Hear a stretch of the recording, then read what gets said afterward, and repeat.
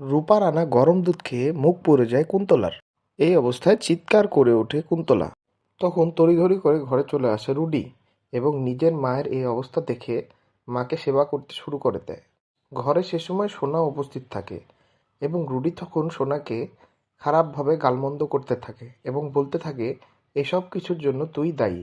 তুই আর তোর বোন এসেছিস আমাদের এভাবে কষ্ট এবং যন্ত্রণা দিতে।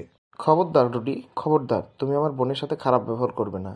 আজ থেকে মনে করবে আমার বোনের পিছনে আমি আছি। যদি খারাপ ব্যবহার করো, তোমাকে আমি কোনো অংশে ছেড়ে কথা বলবো না।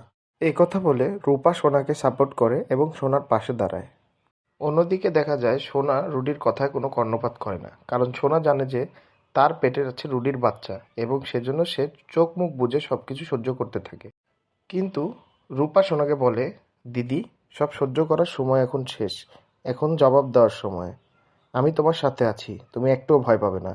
ভিউয়ার্স, তোমরা কি এমনটাই চাও যে আগামী পর্বে অনুরাগের ছোঁয়াতে এমন কিছুই হোক? কমেন্ট করে জানিও কিন্তু।